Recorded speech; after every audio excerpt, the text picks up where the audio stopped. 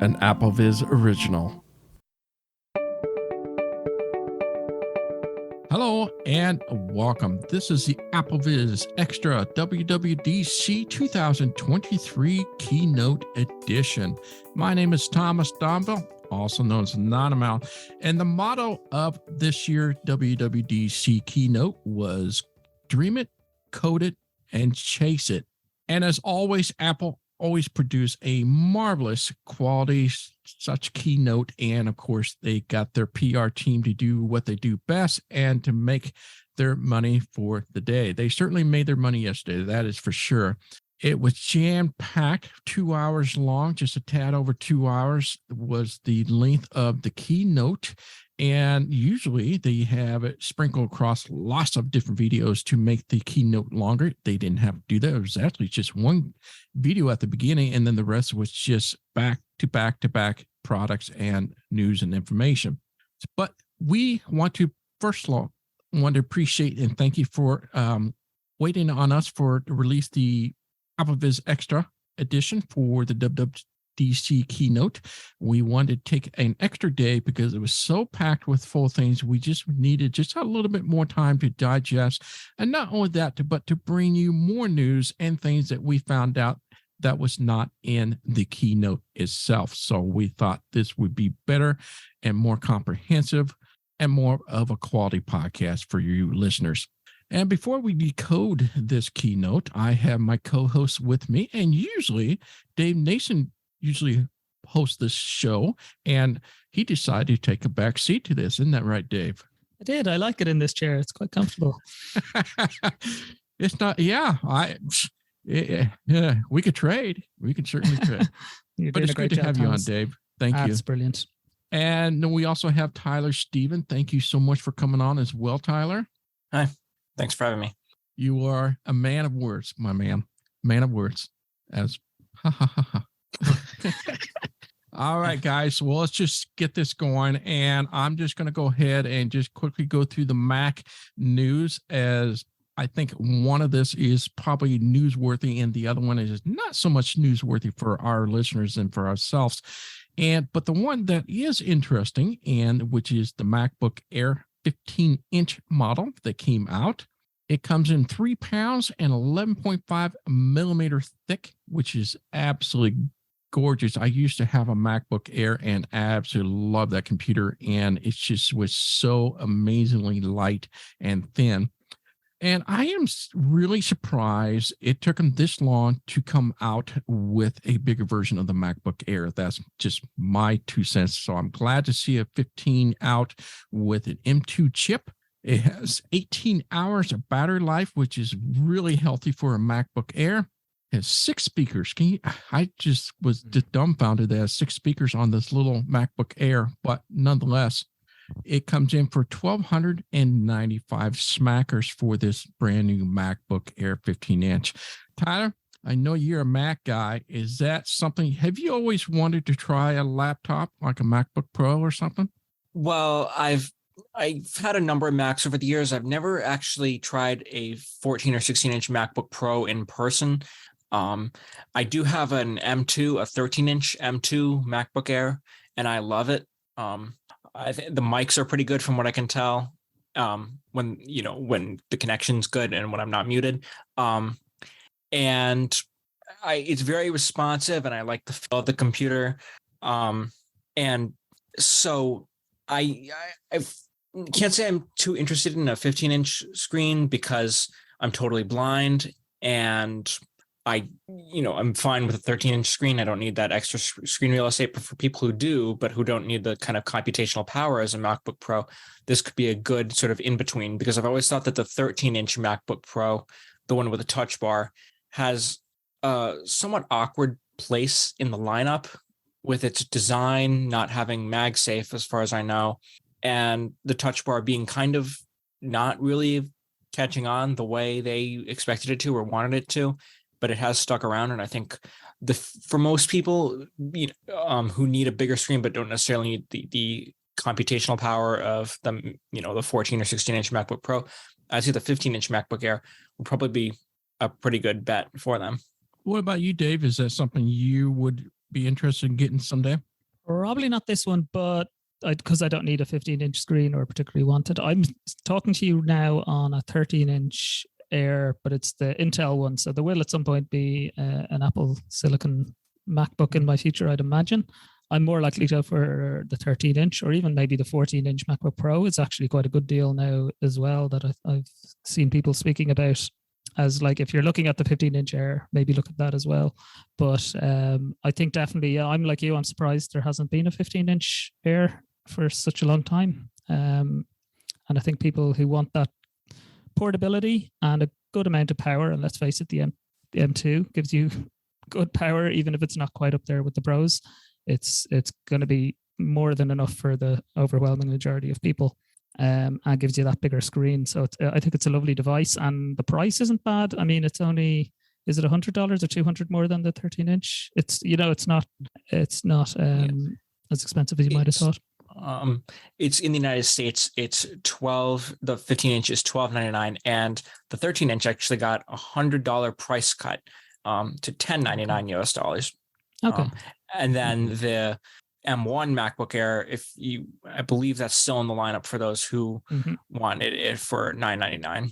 Well, I tell you why I like the 15-inch in particular, because it's all about the keyboard. And I've tried the 13-inch. It was just too small. I mean, I just didn't like the keyboard layout.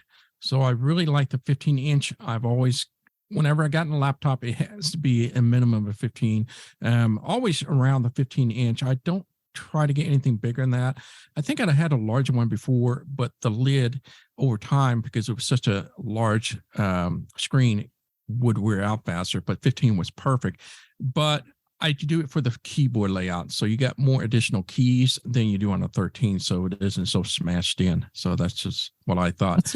That's interesting, because I've always, maybe I'm just used to it, and you do adapt, I guess, because right.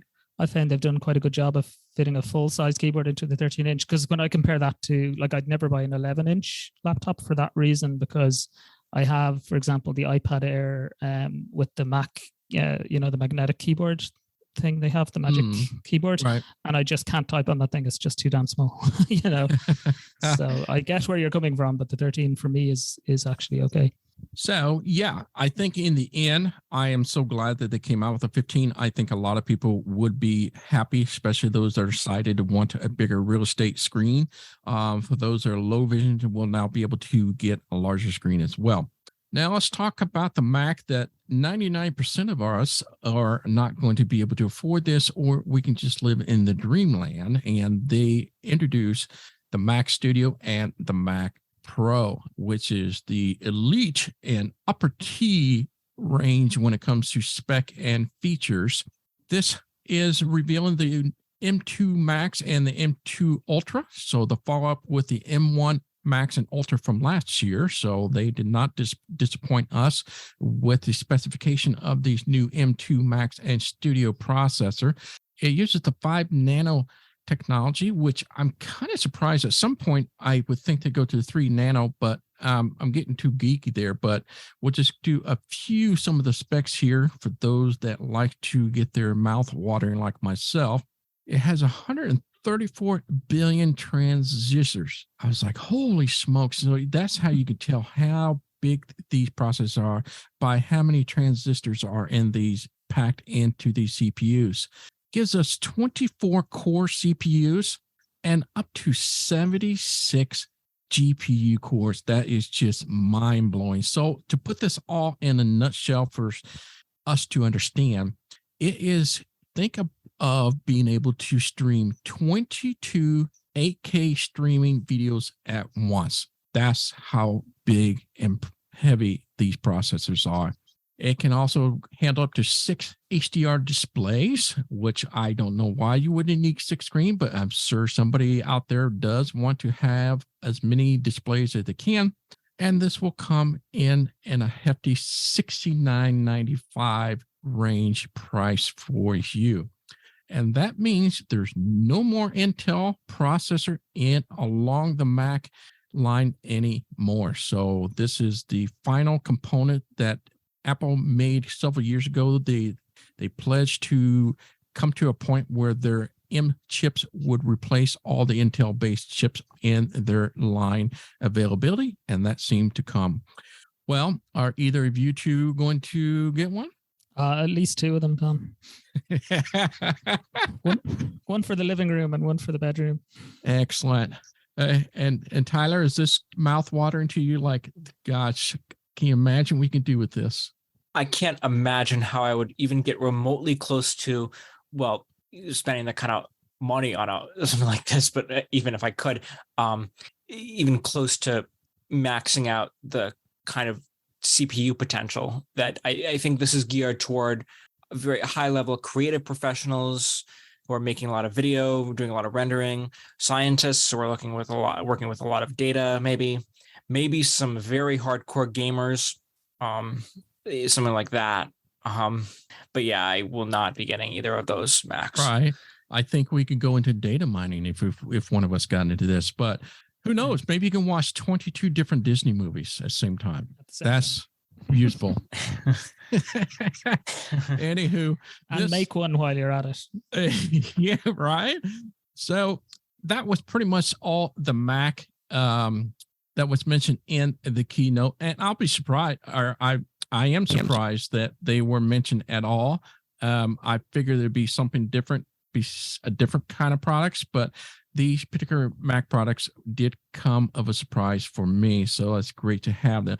Now let's get into something, the juicy stuff that a lot of people are keen to listen to, and that is the new iOS 17.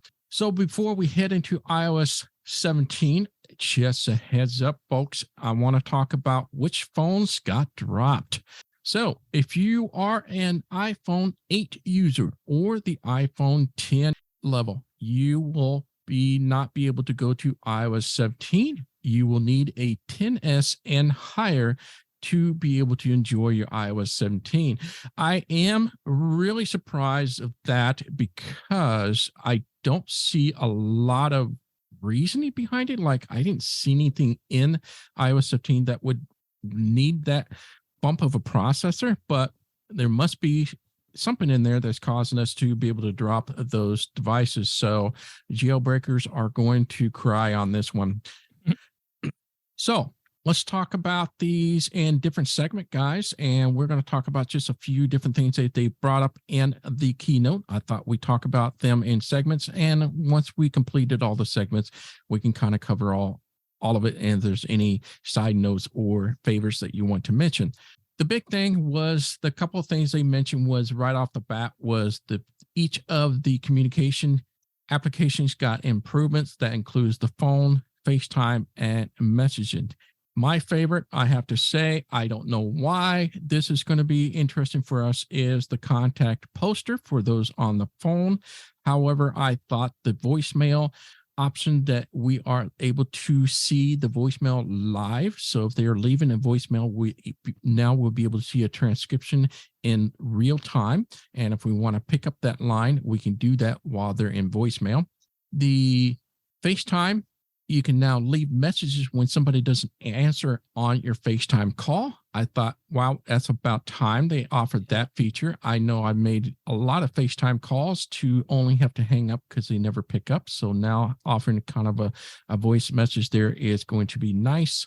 And messages came with kind of a handful of new things, such as there's better search, the catch-up feature, where that allows you to go straight to the new messages, which is going to be big for me because I get lost and I hate swipe until I find the new messages. On that one, does VoiceOver not automatically, or even non-VoiceOver, jump you to that point when you open a message thread anyway? Theoretically, yes. You're supposed to tap right in the middle and it's supposed to be focused to that. Does it always happen? No. Fair enough. If you get caught, focus, it's a little erratic, at least what I found. Right. And so that catch up would be kind of nice, I suppose, to get around that particular bug.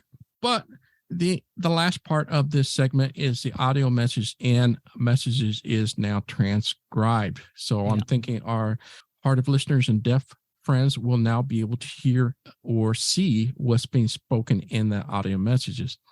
What do you think, Dave? Yeah, it's like they're not mind-blowing features, but there's a a couple of them are nice tweaks. The posters, Thomas, I have no particular interest in the posters. I think those little buttons that, like you say, the catch up button and stuff like that. And they've also, I believe, improved, or they say they've improved the interface for apps, for iMessage apps. They're not something I've ever used a whole lot, but it'll be interesting to see if people prefer that kind of general layout. Definitely the transcription of audio messages is cool. And I'm interested to see with the voicemail thing, because I don't know internationally how prominent this is, but certainly where I am in Ireland, we don't have the visual voicemail that you guys already have. So I'm assuming if we don't have that, we also won't have this new feature. But it does sound really useful. I would love to have this new feature, because to be able to it's almost like a way of screening a call. You guys don't have the transcription? Nope. Wow. For some reason, that's the first I've heard this. So, and where you are, you never got the voicemail transcription. No, I have no idea why. Wow. That's huge, because I use it all the time. Rather than listening, I just go straight to the transcription. I just read it, and it's just so much easier that way. Yeah. So this new feature does sound really useful. They also mentioned something, I don't know if you got it, something about change to how the keyboard and predictive text, will work as well. I don't know if it's better or worse, but I'm really curious to try it and to see if typing is going to be better with VoiceOver or worse, or how the new changes are going to translate for us. Right. And you're talking about the autocorrection improvement, and now we actually have a grammar check. So that's going to be interesting. And they said the predictions are in line now, because I know at the moment in iOS 16, they sit above the QWERTY row on the keyboard. You get some suggestions, and they seem to imply that some suggestions will be in line, but I don't know what that really means in practice. So didn't they mention something about if you hit spacebar, then that word just completed? Yeah. Might be something along like that. What do you think, Tyler, of all these different segments there? I think they're good sort of quality of life improvements, like especially if that new autocorrect can predict like full sentences, that could be useful. They were talking about that yesterday. They used apparently some new model. They referred to it as like a transformer model, which sounds eerily familiar with like ChatGPT, but it's obviously not the same model as ChatGPT. And I think that Apple is still not ready to come out with a full-blown generative AI solution or product, but I think this has reminiscence of products like ChatGPT and Bard and other things like that. So I'm curious. I haven't really had the time to really play with it to see how it works, how it compares to iOS 16. I know that VoiceOver in the release notes for iOS 17, the current beta, it says that VoiceOver might not read inline responses or inline corrections. So the behavior might be a little unpredictable for us at the current time, but hopefully that'll be ironed out as things move on. Interesting what you say there about the ChatGPT, because I was actually struck yesterday. One of my takeaways was after seeing Google I/O a few weeks ago, where I think AI was mentioned like 175 times or something.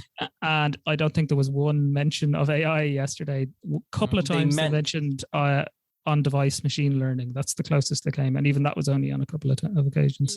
Yeah. I think their philosophy around AI is a little different than the competition completely. In that sense. They're banking on the computational power of their devices to provide the on-device to make it not as cloud dependent. And whether or not that works for them in the long term, competing against generative AI solutions that are cloud-based is anyone's guess. That difference in philosophy from Apple versus Google and Microsoft, it really stood out. Like it really jumped out yesterday. The only other thing I would say is I just wanted to clarify back when we mentioned, we're talking about the system requirements for iOS 17. You said the 10R wasn't supported. I thought it is the supported. 10R, or I'm sorry, no. The 10R is supported. Yeah, the iPhone 8 and 10 are dropped. But I thought the 10S or the 10R was supported because it has the A12. Well, thank you. The 10R and the 10S came out the same year. Yeah. So it wouldn't. All right. Yeah. So I think the 10R is supported. At least that's what I thought. So we just wanted to make that. I just wanted to put that out there. No, thank you so much, Tyler, for correcting me on that. So I apologize for those that were listening. Yeah, it is for the iPhone 8 and 10. You're right. The 10R and the 10S came out in the same year. So you're fine with those devices, the 10R, 10S, and up. It is interesting how the conversation of AI has really dramatically changed this year, because it's always in the past, like you said, Dave, they always mention the word AI, and they were very particular not to mention it this time, because the AI we know today is not the same as the AI what Apple has, and it's basically a scaled down primitive version, and they got a lot to work on and catch up, of course, but nonetheless, the autocorrection, any type of improvement on that in grammar is something I always could use. And I think of all those items that I mentioned, that's going to be the one I'm going to be looking forward the most. There was a mention of the check-in feature, which is, I thought, was really amazing. Now, is that something I would ever use? Probably not. I suppose if I am on my way home, my wife wants to know or something. It's not like I'm using it for a kid, because I guess I'm technically like a kid. But the check-in feature sounds really amazing, being able to keep a tab on somebody and make sure they get home safely. And I like the part where if there's a delay or if they don't respond back, how that person can dive into essentially to their location, battery, and all sorts of information to help them to locate where they are at. Yeah, I think that's really clever. And I do that. I have a couple of friends who, when we're out and we're all getting our taxis home or whatever, we do say, hey, let me know you got home safe, so wow, if we were all using iPhones, which some of them aren't, but it would be a really, I can see us maybe using that. That's would be a game changer. You're right. There's a lot of friends of ours, and that we want to make sure they get home, and this just makes it even an awesome feature. I really like this. The other one is a name drop. There have been times I want to exchange contact with people easier, and so this new AirDrop form called Name Drop allows us to bump phone, and then it'll kind of magically happen, be able to transfer contact information. And what's really unique is if you want to give them certain content and you want to step away from their AirDrop range, it will proceed on offline away from the other phones. So I thought that was pretty cool. Yeah, that's useful. And you can, from what I could tell, like if I brought my phone close to yours, I'll get that option to do the name drop, and I can choose, do I want to give you my phone number and my email address and my work phone number, or just one of those, or just two of those, if you get me. So it's not necessarily your full contact card. I think you get to choose which items. I stand to be corrected on that, but that's what I thought I picked up. What do you think, Tyler? Nice. Yeah, it's funny because they talk about this.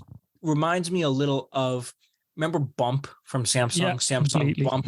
They 10 years ago, actually, in the 2013 WWDC, where Apple was originally introducing or bringing AirDrop to iOS, they mentioned, so now you can share, you don't have to bump your phones. And now here we are 10 years later.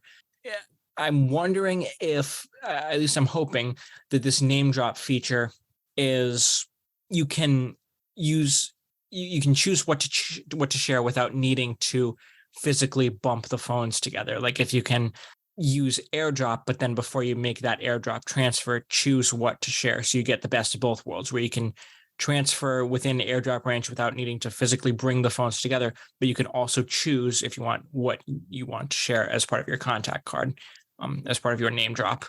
So that's what I'm, I think it's just nearby, and it's not necessarily you have to bump, but it's kind of a similar technique, but you're just in the general area. But I think Dave is right. I think what makes this different, because we were able to AirDrop our contacts already, but I think what we weren't able is to part them out and give them only what we want to give them. So I think that's what makes a difference here. But I think that's true.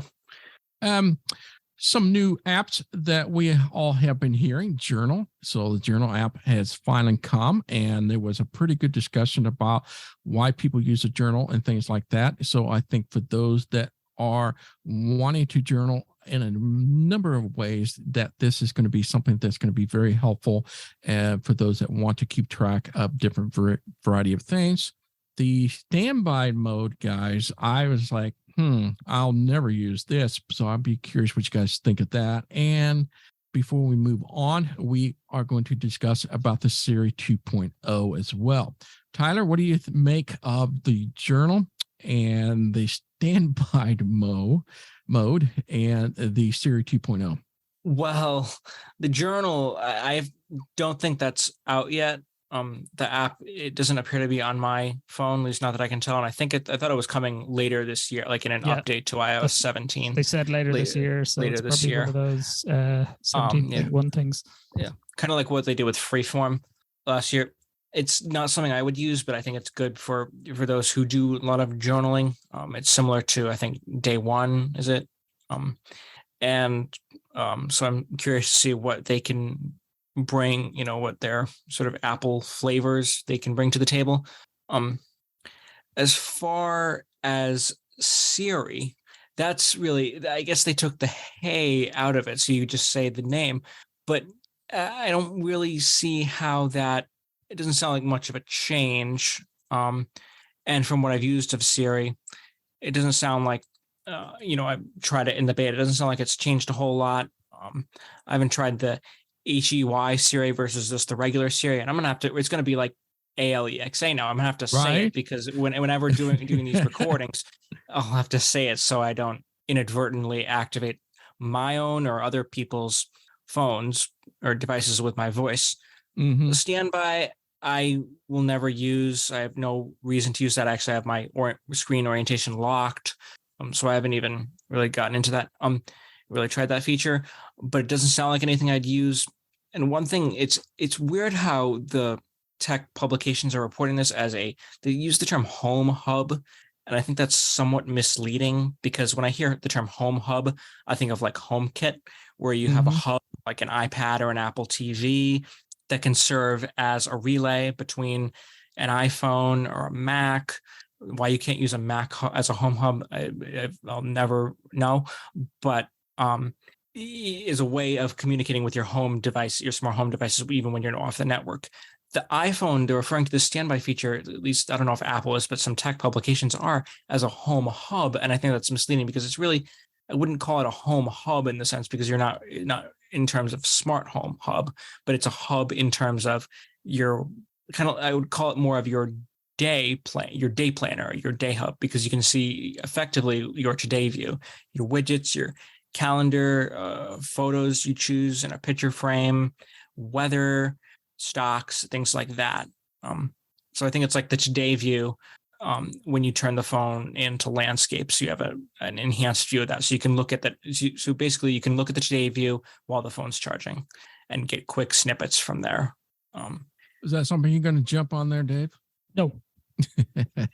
And I suppose it's probably more useful to sighted people because it's about kind of, they were talking about using it on, it's on the nightstand and you kind of glance across and see the information, that kind of thing. So I can't imagine myself using it. It's kind of cool that it's there for those who want it though. Siri, I agree. And actually I'm a bit unsure about the idea of dropping the hey, you know what I mean? Because for example, if I started a sentence with the word sorry, I can imagine Siri waking up when I don't want to do, you know what I mean? I don't see the benefit of dropping the hey. I honestly don't see the benefit of it. But yeah, we'll see how that goes. Or do we know? I haven't got it installed yet. Can you choose between the two, or do both? Yes, you can. Work? Yeah, you can. You can choose between the two. So if you want to go back to the old Ahoy, there you can.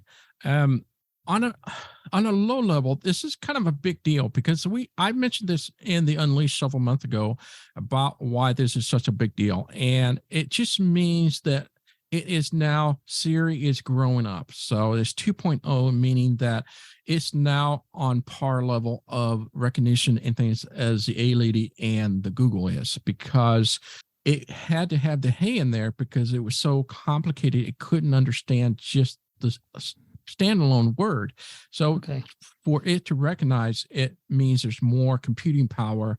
And that might be the reason why the iPhone 8 and the 10s do not get it, might because of this complication.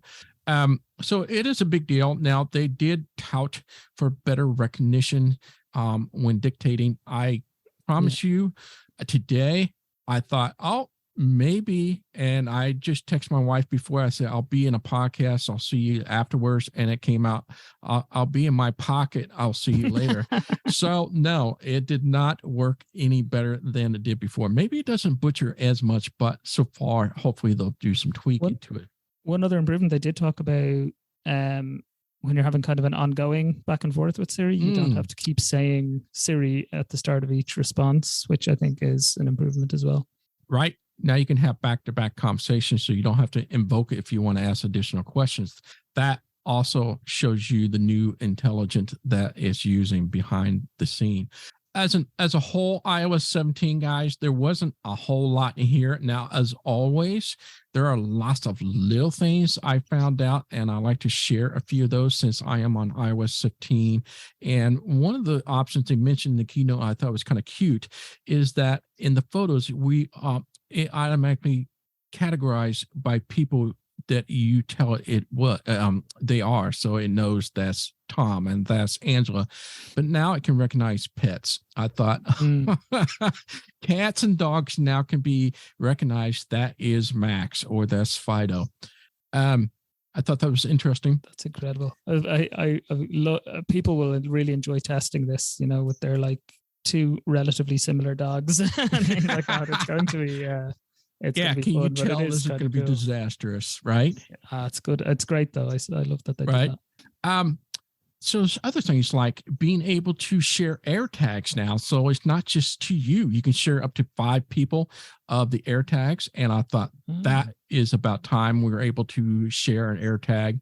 The follow-up reminders is kind of a cool one for taking medication. So if you are one of those forget to take your medication, there's a new follow-up notification that's in there. Cool. One of my favorite is the autofill verification, which we now have for messages, but we didn't have one for mail. So if you detect a verification to fall in your mail, it will automatically autofill that when you go to a page. And very cool. What's cool on top of that, they now have a feature where you can auto delete all those 2 fobs from your messages and mail used ones. So once they're done, you're able to set this item up and it will delete it after you used it.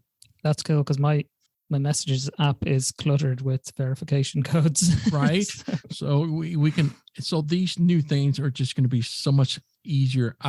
Apple Music fans, I am so happy. The 2 things I've always wanted is coming. 1, Fade. I know this sounds so simple and should have always been there, never been. And then my most favorite is collaboration playlists. So if you have a playlist you want to share with your friends and they can both add to it, delete things, I've always wanted that. And that is coming in iOS 17. That's really cool. I like that. But did you guys notice the side loading was not mentioned in the keynote? After all the talk. Right? I still think it's coming. I still think it's coming in the spring in 17.x format. That's just my prediction. It still have to come. I just think they decided rather to say it now, just wait a little bit until they have to. There is also talk that they may have to do it in some countries and not in other countries. And if that's the case, that if they choose only to do it in certain places, they're not going to mention it in a keynote, especially if the US isn't one of those places. That is true. Now, I got to ask you guys. Now, I noticed when I looked into the Siri voices, there's 5. Were there always 5 or there was 4? Always 5. Okay. Or at least 5 for a number of years. And what's new in this is the voices have changed to be more expressive. And so that seemed to be more, I thought it was more noticeable to me, but that's just my ears. I thought they did indeed change that a little bit. Does that include if you use them as a voiceover voice? That is included in the voiceover voices. You are correct. And now the $1 million questions, a lot of people are asking, Yeah, this is all great. What's new for voiceover? What's new? What's new? I get that all the time. People get very excited. I get it. And they want to know all the new things. Honestly, there's very little. I'm going to warn you right now, there is not much in the way of new things for voiceover. Now, the open per voice settings is something new. I thought this was kind of interesting, is that now when you go to your speech area and you select a voice, typically we just swipe down and it'll be able to speak a preview. And now if you swipe down again, you get this option to open per voice settings. And depending on the voice themselves, will have different settings you can change to that voice alone. So that voice in particular gets to change. And of course, you can reset it.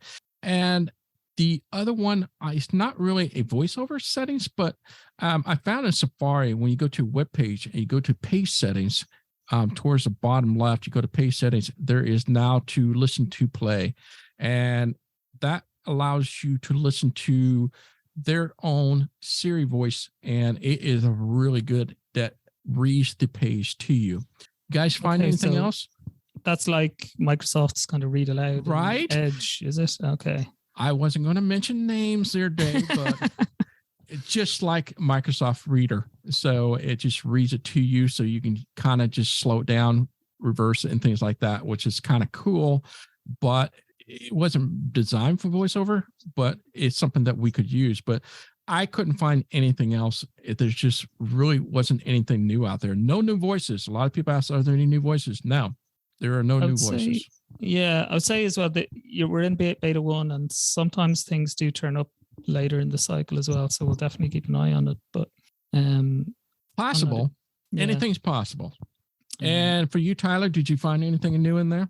Not in terms of voiceover, besides those per voice settings, which I noticed Alex has a bit of some fluctuation in how it pronounces things or in its intonation. I'll also see if that's eloquence is I haven't noticed anything myself, but apparently there's a new you can choose between a sample rate, higher sample rate, to make it sound, I guess, to make it sound more high quality and less tinny, but then it pronounces things a little strangely, apparently, if you use the higher sample rate. But that could be just because we are in a beta, so only time will tell if that will evolve, how it will evolve. Outside of voiceover features, I think that read aloud, I've always wondered if that the personal voice feature that they mentioned on JAD could be useful with Safari's read aloud, because it's like you could hear yourself reading back to yourself. So I find if I was, say, rehearsing how to describe or a complex subject, if I write something down and then use a personal voice to read it back in my own voice, that could be like rehearsal, like if I was making a recording, for example. Outside of that, another feature I found which has potential is iCloud Keychains getting a new feature that I think it should have had a long time ago, but it's password groups. So if you, for example, you and your family have a number of accounts that you share, credentials that you share, and you go through this back and forth of texting. Okay, text one family member to ask, okay, what's the password for this? And then text another, and then someone else texts you, like, what's the password for that? What's the password for the other thing? If you could make it into a group, then you could choose, the passwords you have in your iCloud keychain, choose which ones you want to include in the group so that everyone has access to those up-to-date credentials, while keeping your own credentials siloed, so you're not sharing, more than what you need to. Passkeys can also be shared now, but I think there is still some limitations in that, we're a year into passkeys, and I'm excited for them. You need to see some websites have adopted them, PayPal, Google, eBay, some others, but they still have the limitation apparently of they don't sync between platforms. So you can sync things between your Mac, your iPhone, your iPad. You can sync separately between your Windows computers, your Android devices. But even if you're using, say, Chrome on Mac and Chrome on Windows, those passkeys will not sync over between them, which could be a potential limitation. Yeah, that's a whole different subject and day. I do have Google passkey working. And to explain that in more details, it does work across platform. It's just a matter of telling the passkey holder of the devices that you're using. That's where it comes down to. But you're right. That is an intriguing feature that they mentioned. I think that was mentioned in the Mac, which we'll be covering here in a moment. This is so typical of Apple, is that they introduced these features that do work all across three of these devices, the iOS, iPad, and Mac.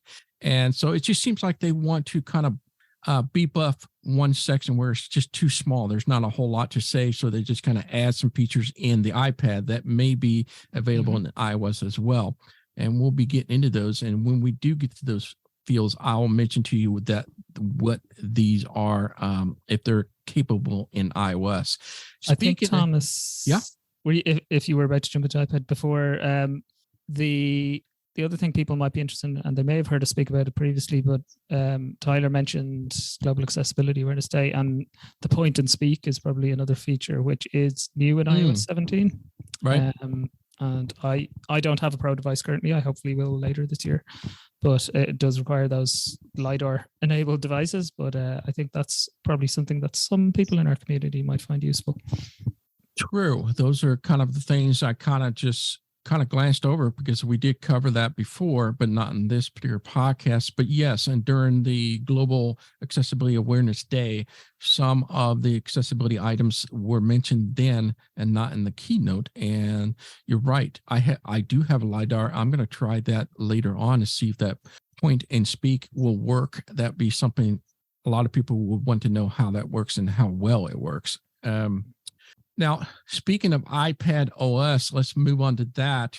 It finally got the customized lock screen, folks. I was just like, I can't believe it was not in the iPad last year at all, but iOS. But now they seem to make this like this is all brand new. Well, it is for iPads, I suppose, but I don't know. They've done that before, haven't they? So they did when the new style of widgets came out first. I think they were in iOS a year before they were in iPad OS, and now they've done it with lock screen as well.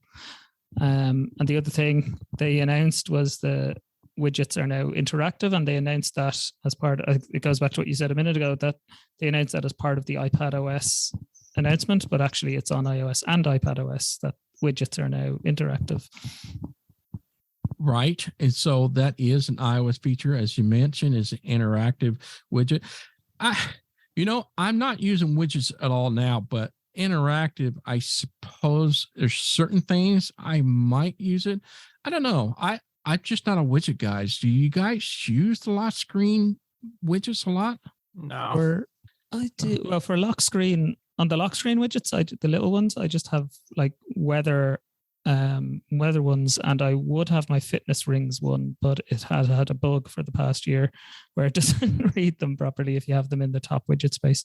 But they're the kind of ones I would use on the lock screen. On my home screen, I use widgets a little bit for things like I had the Overcast, Apple Music, and Audible all in like a widget stack. So I kind of flip between. So I just use it for those kind of apps to just jump straight to the book I want or straight to the playlist I want, that kind of thing. Now they're being interactive, that will make you wonder what they will do further in that widget itself. Yeah, and it might be including play pause buttons and things like that will just work as play pause buttons and not have to open the app. Rather than open up the full screen. So they also mentioned about improvements to viewing PDFs. And I don't know. There's little things like now if it detects it is a form that you need to fill out, it will automatically figure that out, and it will introduce you to an autofill that will say, hey, what's your first name, last name? I thought that was kind of cute. They did bring annotation to it, so you can do that on top of that. I don't think there would be a lot of us doing that at all. They do have an improvement to stage management and improvement to freeform. And that is pretty much for iPads, guys. I was just kind of, it wasn't a lot in there. I think there's going to be, it's certainly the people who really want to start using iPad more as a productivity device. I think there'll be probably a bit of disappointment that people still feel like iPad OS they want more. They want more of a computer out of this thing. Right. They've stuck to their guns on this one, and they're not removing. You have an extremely powerful processor and a iPad that's being extremely underutilized. What about you, Tyler? Anything in there that kind of fancy your? Not really. The Not iPad, really. I don't have an iPad, as I've said in previous AppleVis extras, and the changes and advancements over the years in iPadOS have not been enough to really convince me of the iPad's merit in my use case, because the things I do, I could either do with my iPhone or my Mac. There's nothing that those devices can't do that an iPad would do. And I think it's underutilized. I still wonder what their end game is here when they're putting this very powerful hardware. The same chips they use for Macs, those Apple Silicon chips, in an iPad that basically runs a glorified version of iOS with all its limitations. And while those types of limitations might make sense for an iPhone, it doesn't work so well on an iPad, which is sort of almost like a compromise device between a computer and a phone. Yeah, right. Exactly. But the optimist in me is hoping that, and it's something that wouldn't necessarily been in the keynote, so that's why I'm being optimistic, is that maybe keyboard support will improve, because it's one of the biggest problems I have with the iPad is I have that keyboard case. I would love to be able to do more with the keyboard, but basic screen reader functionalities aren't there, like first letter navigation or certain how it works in terms of just manipulating text. It just doesn't compare to what you can do with a Mac using the keyboard. I really want them to close that gap. I have no reason to think they will, other than maybe they've been listening to people and have been working on it in the background. We want more shortcuts. I get it. More keys. We want more. And yeah, you're right. There's always possibility, but at this moment, we haven't really dived into iPad to find that out. I would be surprised if they did. It seems like a lot of the resources went into making that customizable lock screen and what it sounds like. But I think, Thomas, as well, on when it comes to iOS and iPadOS as a group, given that they're not flush with lots and lots of new features, I think what everybody probably listening is thinking is, okay, does that mean bugs are going to get a good going over this year, and that we're going to see kind of that kind of quality improvement in iOS 17 and iPadOS 17? You're right. This is one of those maintenance year. That's what I'm looking into this year, is the maintenance and not so much heavy in features and stuff. Let's talk about Mac OS 14, folks. Sonoma. What do you think of that, Tyler? The new name there. Yeah, Sonoma. I didn't see that coming. I know they had trademarked it. They've trademarked a number of names, California locations over the years, but some of them haven't been used. Some of them have. Besides that, I don't really focus too much on the names of Mac OS versions. It's kind of like iOS 17. It's kind of reminds me of sort of a TikTok type release. Some of the same improvements, but nothing earth shattering. You got new screensavers. I mean, you got like screensavers. Yeah. I do not have any real use for that. And it's weird how they actually opened the keynote segment talking about screensavers. And that's when I knew it was like, okay, this is going to be a low key year. This version of macOS is going to be a low key type release. What about the widget on the desktop? I thought that was kind of big. Yeah. Widgets on the desktop. Yeah. I still have to test that out a little. And I don't use widgets too much on my phone. I've experimented with them a little, like the home. Like I think if it was interactive, I could use the HomeKit widget maybe to turn off and on my smart plug if Siri wasn't working or my Siri shortcut wasn't working. And maybe so. What I've found is that you can go in and you can go into the notification center, add widgets to the desktop. I don't know how that will work. It seems this is beta 1, so I'll keep that in mind, but it did seem a little flaky with VoiceOver. I'm not sure quite how it's supposed to work, so I'll have to look into that a little further.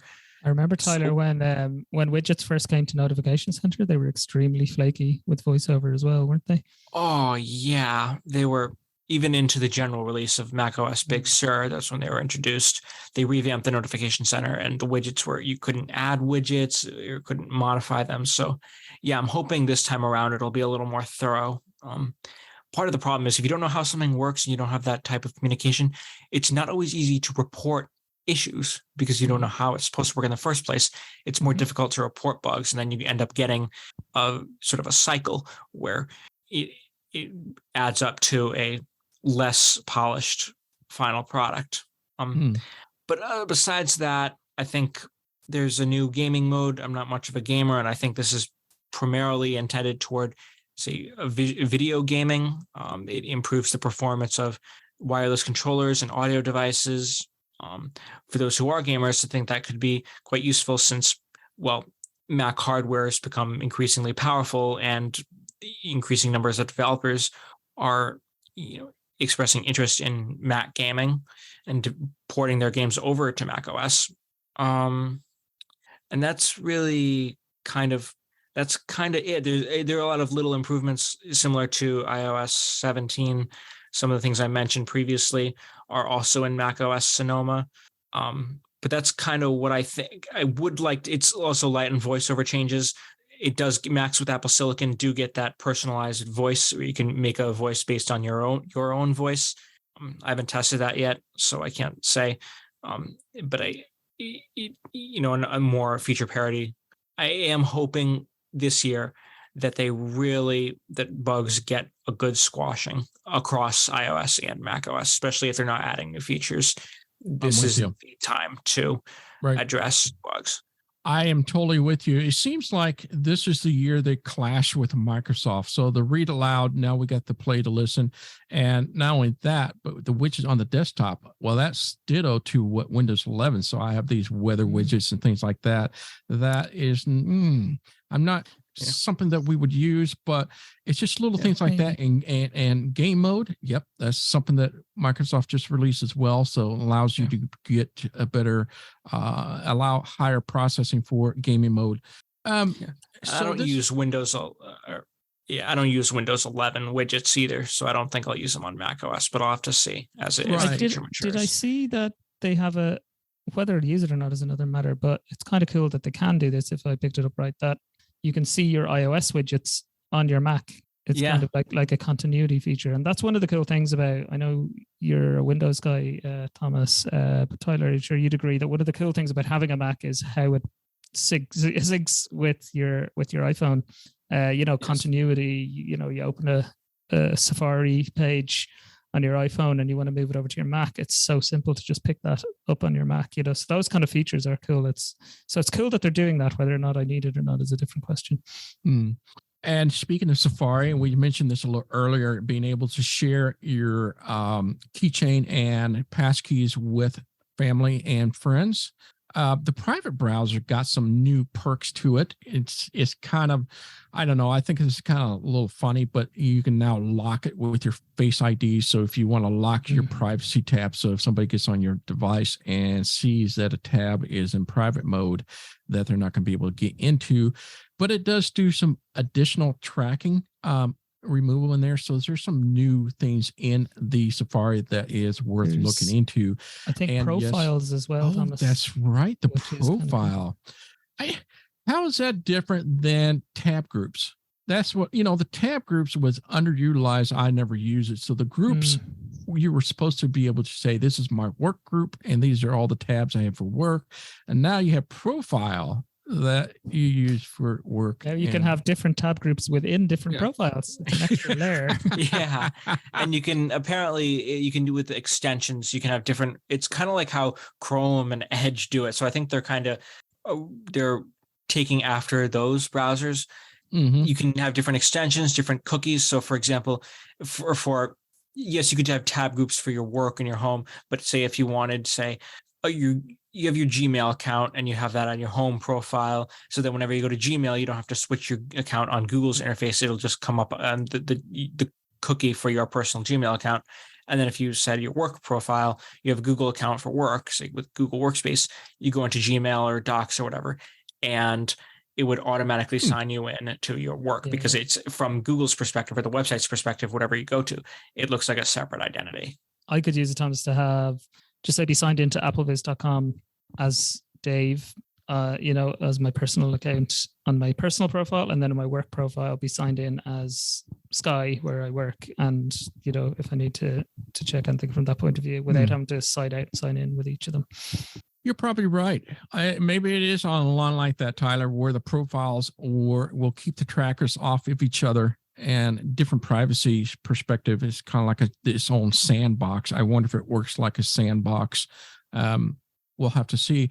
And one last feature for the Mac, I don't think this is going to be anything crazy or wild, but I'll get Tyler's input, is that they were showing a demo where you could be able to take a website and then convert that into an app on your device, on your Mac. So essentially a web app.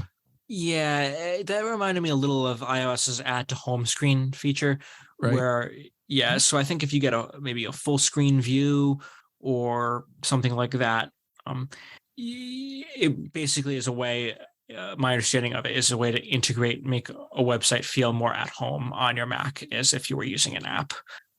Makes me wonder if it's more for design like those that are intended for web apps. So like the Microsoft 365. So when you go online, you get access to Word and Excel and things like that. And it is designed like as if you had a standalone app. So I imagine that's what that's probably designed for. So if you want a Microsoft 365 launch right on your desktop or your dock somewhere, and that just opens it up and you just feel like that's a standalone app. And I think that's the idea. I just don't see a whole lot of people doing that, but that's just in the area I live in. Maybe that's different into those that are working in different types of area or students. I don't know, but that's the last thing that I have for Sonoma.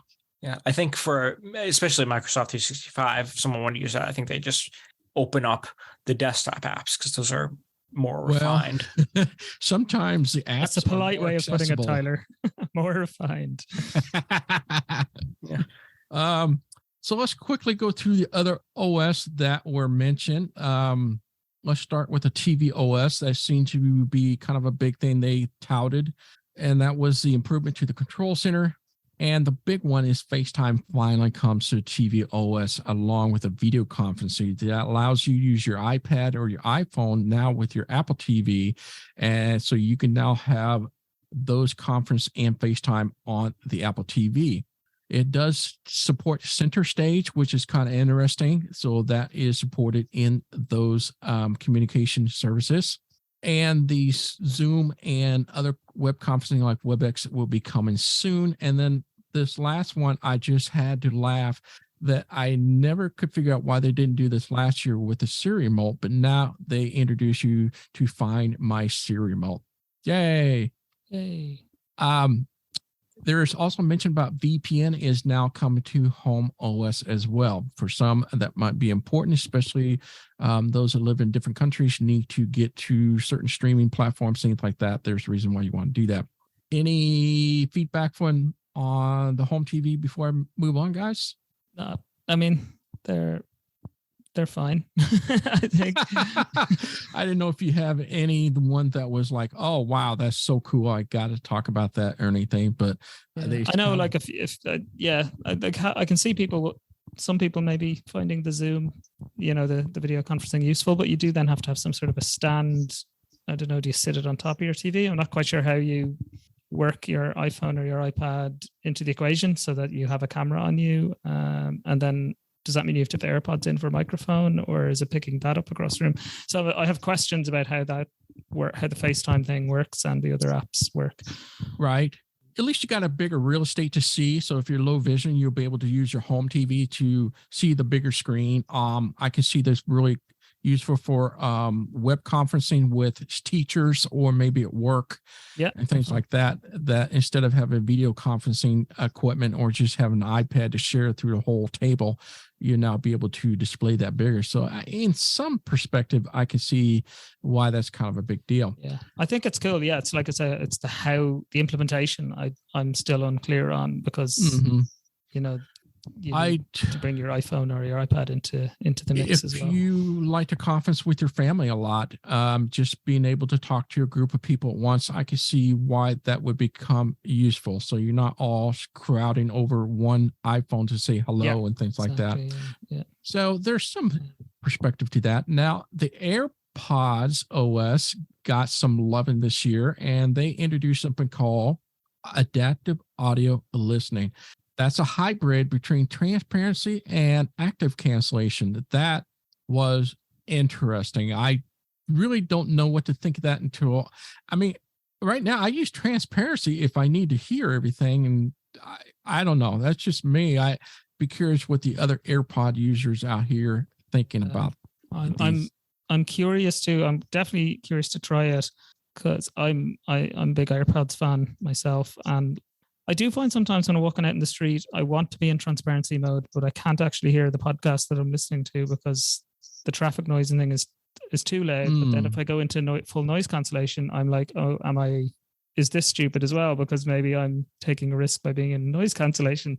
So if this is some way of getting the best of both worlds, I don't fully understand how, but if it is, then great. But I'll be definitely interested to try it.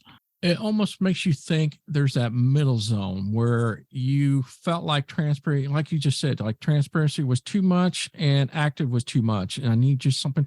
It will be one of those I have to wait and see. I mean, yeah, the adaptation of understanding when somebody talks, then it comes through. That's going to be interesting. I'm curious what kind of a lag or down, how quickly does it reduces volume to be able to hear the person talking. There's little things like that to talk about, but nonetheless, you never get to hear anything like this in a keynote.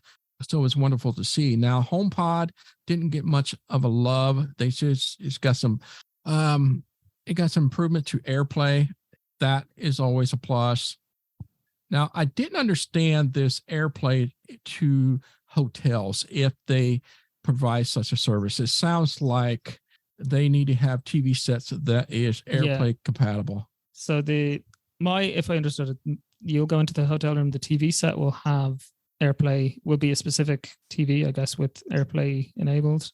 And there'll be a QR code displayed, and you will scan the QR code, and that will link you to that TV, and then you can AirPlay to your TV. So you don't have to sign in with your Apple ID. I see. Yeah, again, caveat, if I understood correctly. There was definitely mention of scanning a QR code. So that was my understanding of it too. To provide a more secure environment than, say, if you were at a hotel, and so that you only have access to between your devices and the TV in your room. You don't have to sign in with your Apple ID, and you don't see anyone else's TVs or devices. Then why would I need a home TV then?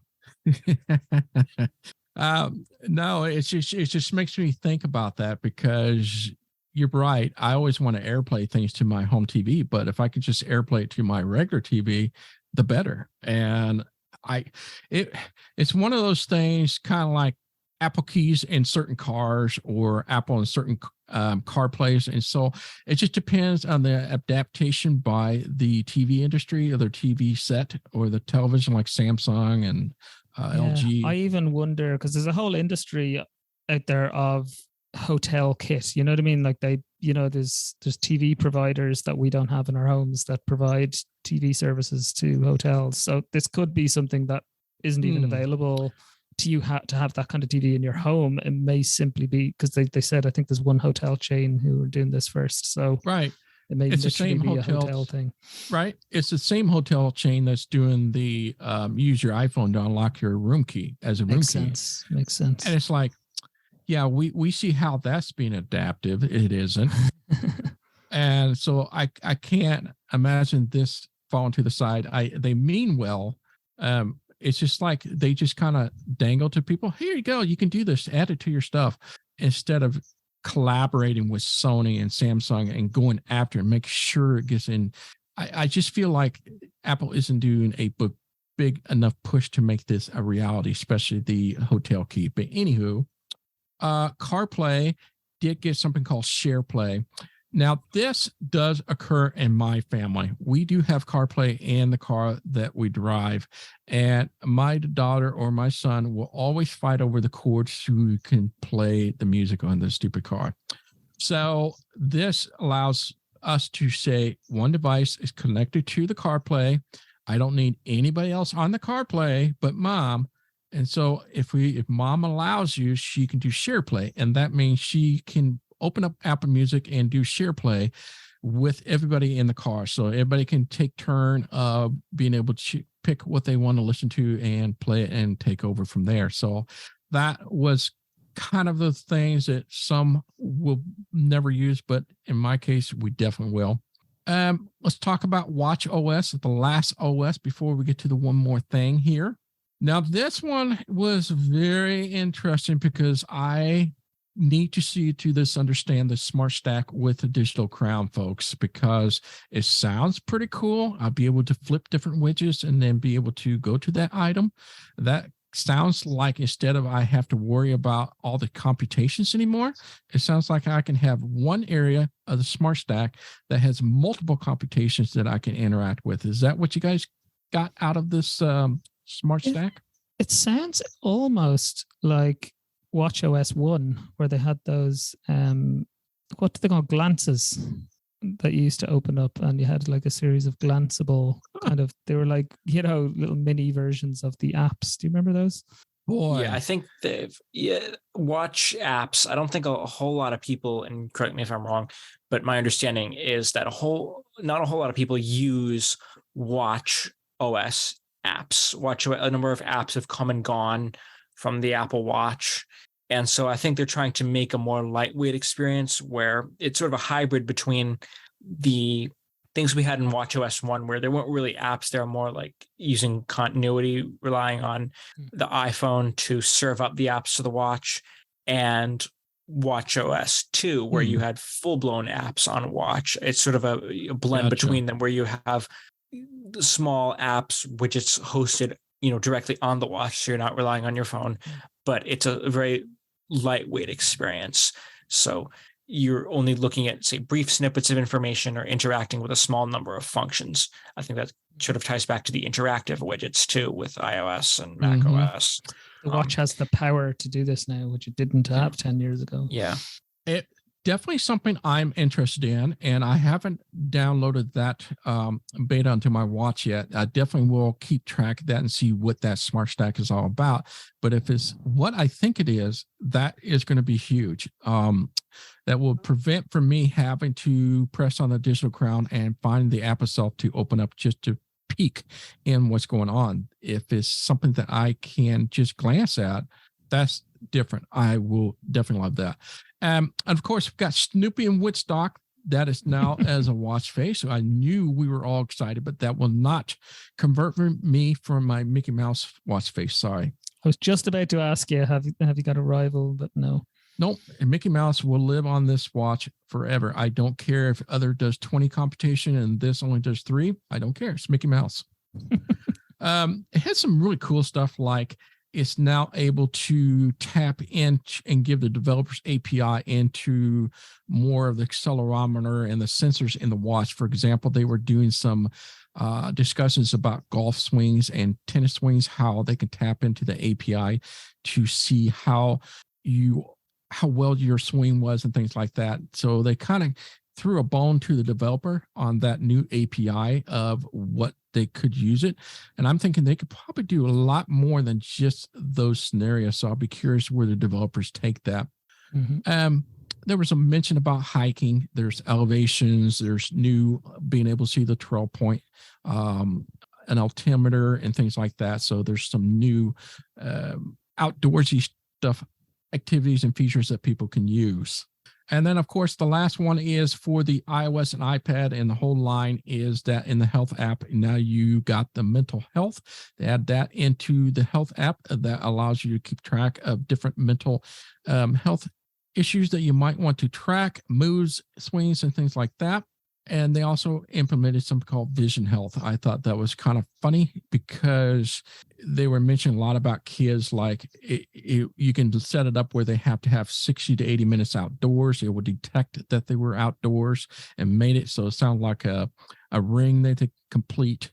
And then it somehow will sense how close they're looking to their device, tell them to stand back a little further. I thought some of those little things were kind of cute. It is kind of good. Although I did enjoy that they talked about how it can tell you if you're sitting too close to the screen. And then in One More Thing, they sold you something that literally distracts your face. Right. They ended up just like that. You know, I it's nothing against Cook, is that Tim Cook, is that he just didn't strike it like Steve Jobs did, because Steve Jobs says, but there's one more thing. And when he said that, it was like, oh, what did you have up his sleeve? But this time, I just kind of felt bad for Tim. I think because there was no crowd there, it didn't help him, though. Because, you know, when Steve Jobs did that, there was a whole crowd going, whoa. It was a surprise. Yeah, that might have been. I kind of missed the crowd, you know? Yeah. Although, yeah, I feel like for me, I have an easier time concentrating on the crowdless events. The crowds, people are clapping and ooh and you're doing all that stuff. like it gets, for me, that gets a little distracting after an hour and a half to 2 hours to 2.5 hours. Yeah, it's sucked into the apple juice. You're going with them. Oh, I love this. Oh, I'm good. You know, I don't get that feeling anymore. But it's like how a comedy movie is funnier when you watch it with other people who are laughing with you around you. It's like, right, it drives the excitement in the crowd around. It's probably why there are laugh tracks in sitcoms. Exactly. Yeah, 100%. So the One More Thing is what we all have been assuming would finally happen, and it finally happened. So the Apple finally released their AR VR headset, which is called the Vision Pro. That's right, Vision Pro. The Vision Pro. Instead of the Reality Pro, we all thought it was going to be Reality Pro for months. It is Vision Pro. You know, let's just go over some of the specs here. So I was surprised to see there's over 5,000 patents that went into making these glasses. There's 12 cameras on this device. I was like, wow, 6 microphones and 5 different variety of sensors that makes up this brand new Vision Pro. And includes an R1 chip, which is the kind of a sister related to the M2 chip. So it's a pretty powerful processor, but just designed specifically just for the Vision Pro. And it uses your eyes, your voice, and your hand gestures to be able to implement this device. Now, I'll admit, when I heard all the things they mentioned here were just drooling, because I had vision at one time and I was just imagining, whoa, I can do that. I can do that. But now that I was blind and listened to this, it was like a lot of these things. It's like, that's great. I'll never use that. That's great. I'll never use that. So some of the things that some people were worried about is the optic ID. So we had the Touch ID, Face ID. Now comes the optic ID. So this uses your eyes, and a lot of people are worried about this. And I totally understand, because either you have a fake eye or your eye is just not cooperating with you to be able to use the optic ID. A lot of people were worried about this. I assure you that can be disabled, and we won't have to worry about using that. Now, we'll have any other feature besides that, I don't know, but I can assure you don't have to worry about that.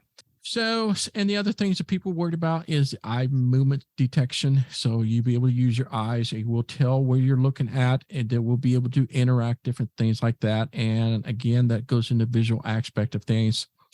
Now the virtual keyboard is something interesting. I think all of us would be interested to see how this works as well.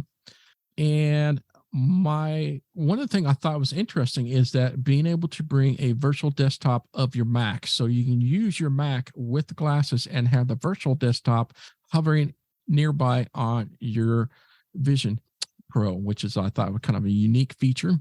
The 3D, kind of like having a second monitor. I was thinking about that, and they said that you could have multiple display up as well, not just one. And I'm thinking, there might be a day where, and you are in an office, you need that strict privacy, and they don't want to be able to see the screen. Because my wife, they have to put the screen thing on her monitor so you can only see it one direction. But so if you look at the side or any way, nobody can see it. So it's kind of blacked out. But the problem is it makes it really difficult for you, and you have to strain your eyes to be able to see through those kind of a device that where you can see just ahead. Now, I can just imagine this in work environment where they'll be able to see the screen privately. So that's just something to think about as well. The 3D camera and video for audio and video with spatial audio. Now that was interesting. If you need something to record audio and spatial audio, that would be awesome. I mean, yes, I wouldn't spend the money just to get that, but it is a feature that I think was interesting. I like the panorama. So if I take a photo, it takes a picture 360 around. The same for video, which I never heard of. So I can just take a video and it's all 360 is being recorded. Not that I'm able to see what I'm doing, but be able to share that with my family and things. I think that's something we could all use. And then lastly, the cinema mode, which allows you to zone into movies and TV shows and things like that. Okay, guys. So before we jump into accessibility portion of the, I will never get this down, the Vision Pro, guys. That's going to be a hard word for me to learn. But anyway, what did you guys come away from the Vision Pro yourself? Hard to know what. Sorry, go, Tyler. Yeah. I was going to say something similar. Like this particular Vision Pro, the first one, it is very much a first generation product, and I could be wrong on this, but I don't think this is going to be the runaway success that the iPhone was in reinventing the smartphone, or the iPad was when it defined the standard for a tablet computer. Part of that is the fact that largely the market is curious about these types of AR, VR, MR headsets from companies like Meta, and they've made a dent, but they haven't exactly set the world on fire. Like, we're not all walking around with Meta Quests and Quest Pros and things like that. And the use case is still, I think, being defined. The use case for something like this, they mentioned a lot of things you could do with it, from, communication. If you're conferencing, you could make things immersive. You could have immersive entertainment. Accessibility speaking, there's a ton of things that you could do, with having all that, cameras and mics, LiDAR in a headset. You're not using a phone. You could make very good use of things like Ira and Be My Eyes and stuff. I'm thinking ahead here, but for the price of $3,500 US, that's not, for me at least, that's certainly not enough, worth it to, spend that kind of money on a Be My Eyes machine that I can do with my phone and not spend nearly that amount of money. I think in the future, if Apple plays its cards right here, it could be significant. I'm more looking forward to if they end up coming out with glasses in the future, because that sounds more discreet. Like, this doesn't sound particularly discreet from what I could tell from how they were describing it. It was like a headset with frames and a headband on the back, and a wire that goes to the hip-mounted battery pack on the left of your left side of your body. And so, yeah, that doesn't sound particularly appealing as far as wearing it. If they came out with glasses that were more low profile and maybe less expensive, I could see that going places. I see a lot of potential for, in that case, because you think of things like door detection and point and speak, people detection. It'd be much easier than to, say, wave your phone around or try to approximate the locations of things relative to the camera on a phone, whereas you have all that taken care of in an integrated system like an AR headset or glasses or something like that. But it will need to prove itself. I guess that's what I'm trying to say, is that it really will need to prove itself over the next year or two for me to really come up with a decisive verdict.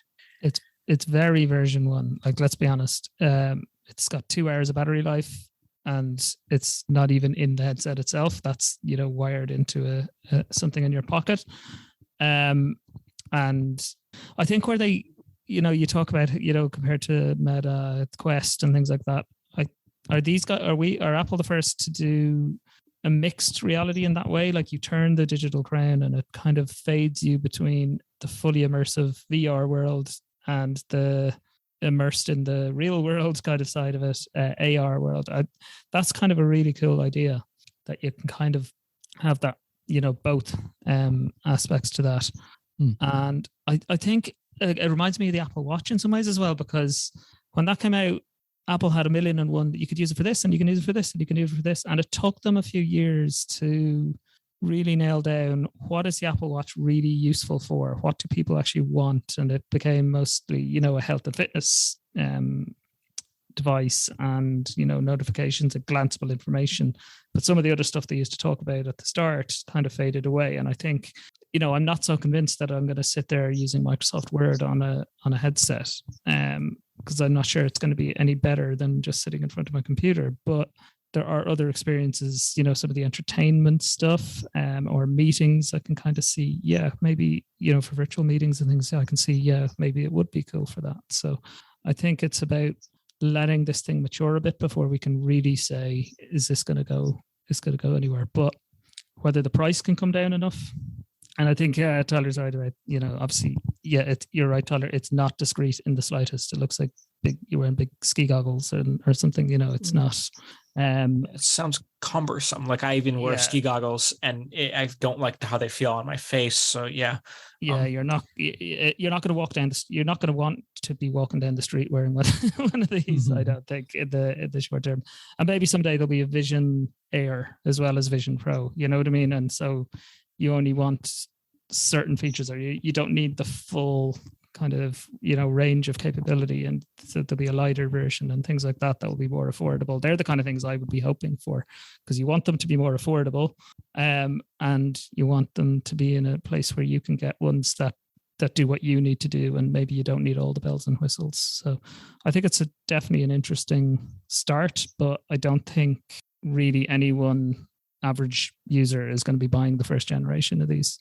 But if Apple want to give me a set to test them, I agree with both of you. I think this is the first generation. This is just the first ugly.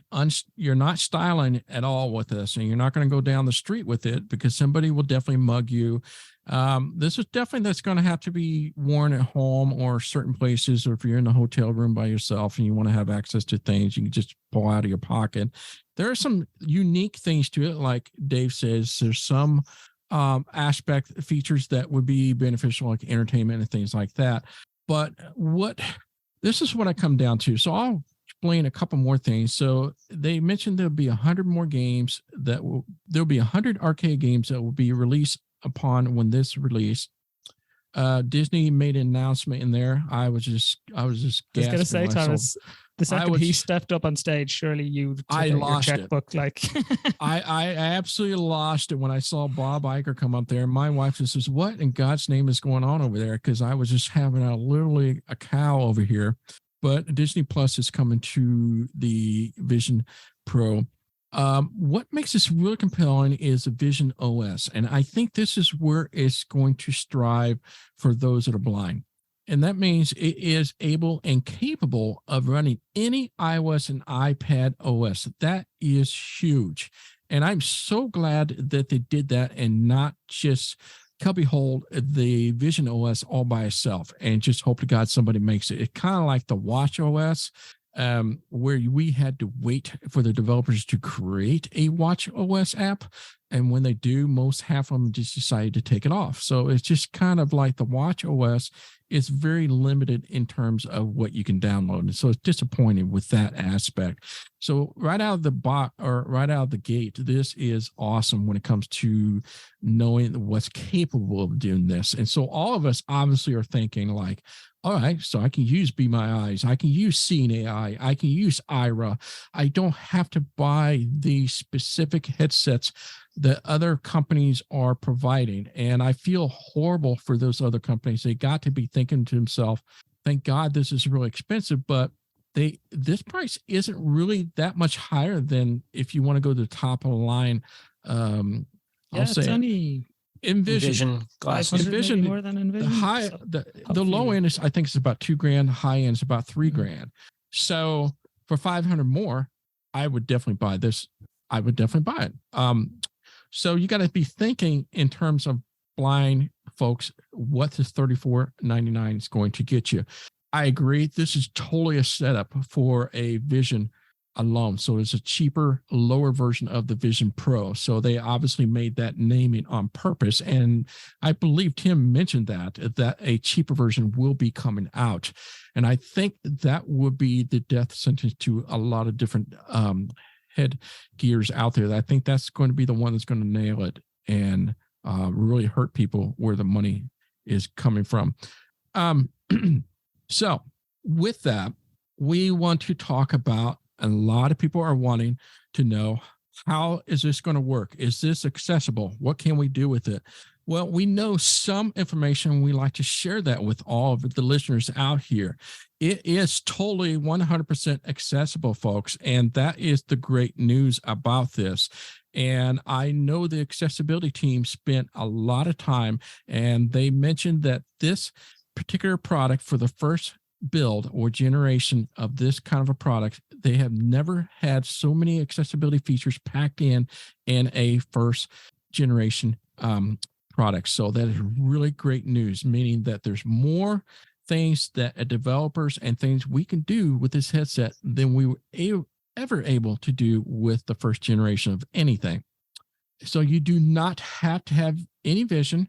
And if you do not have to have physical movement to be able to use this. So if you do have limitation in one of those fields, you'll be able to use the Vision Pro with no problem. So there's things like, for low vision folks, that does support dynamic type support, has contrast where you can increase contrast, has spoken content, and Zoom is built in the Vision Pro. So it's really great to hear. Now, all of us those that are blind are going, okay, what about voiceover? You betcha, this is completely voiceover accessible. For example, you will be using your fingers and hands for all your gestures. So some of the gestures I will name out here. So if you wanted to swipe right or go to the next focus, you just pinch your right index finger. So it does matter if it's right or left. And yes, you can interchange those gestures like we do on iOS, but right out of the box, you can just triple click the digital crown and that'll turn voiceover on. To do a right swipe, you just pinch your index finger. If you want to go to the previous or swipe left, use your middle finger, do a pinch on your right hand. And if you want to activate that item that you're focused on, use your right hand ring finger and pinch, or your left index finger and pinch. So you get an idea how this is going to work. So it's all hand movements when it comes to voiceover. Is that required? No, but that's what's baked in. You can replace the sight with different gestures, and those can be head position. So if you move and tilt your head, we can use those to implement different controls. You can use your wrist to do different things. And we can also use the index position. It's also support switch controls for those with external keyboard or game controllers. That allows you to implement a move by using the switch control that we find to love on iOS. We do have guided access as well. So if you want to hone it down to a single app, for those that have attention problems, that guided access is built into the Vision Pro. And lastly, yes, it does allow caption for those that are deaf and hard hearing. So those developers can tap into caption that will allow them to display on the screen what they're missing in hearing. So there are tons of stuff that is available for Vision Pro that is in terms for accessibility, not just for blind people, but for low vision, those with physical movement issues and things like that have been thought of and put into this product. So I just want to put that out there. And I thought a lot of you would probably like to hear about that. Did you guys see all that information? Yeah, it's very, very cool. And we all think back to 2007, the iPhone was announced, and we could all see, okay, this could be the future. How on earth are we going to be part of this? And it wasn't built in day one. On that occasion, it took them a couple of years. But ever since then, every new thing they brought out, the iPad, the watch, it's always had, these features from day one. And I'm so, so happy that that's the case again here. And on a device that we kind of think of, that's, I suppose, being sold very much as a visual experience. It's called Vision OS. Nonetheless, they are out there on day one saying, look, this is for everybody. If you can't see, this is still spatial, what they call spatial computing. You're a part of this from day one. They're to be commended for it, really. In my opinion, I think it's fantastic, and I'm really curious to, whether I'll buy one, I'll definitely be curious to try one out. I am waiting for the light version, and if it does half of what this does, but yet I still be able to use the Vision OS and be able to use all the functionality, then it's almost a no-brainer. It's like, I don't know how Envision Orcam and the one you've been testing out, how they will be able to compete if this comes out in a lighter version. As rich as this is, it'll support so many different apps that we said we got to have. And now I'm not pigeonholed to a particular prototype item that can only use that OS, and they only choose what they think you should have on there. Now this will open up the door for everything. So that pretty much wraps up WWDC 2023 Keynote edition for our AppleVis Extra guys. And I think we covered a lot. So we'll be looking forward to this fall when we come out with all the things you ever want to know about iOS 17 and the many new things you can expect will be coming up. So I want to thank you to Dave and Tyler for coming on and talking about the various things. We have added a lot of things in here that we probably wouldn't have included if we have done this recording yesterday. So that's going to do for AppleVis Extra WWDC 2023 Keynote Edition. Until next time, bye-bye.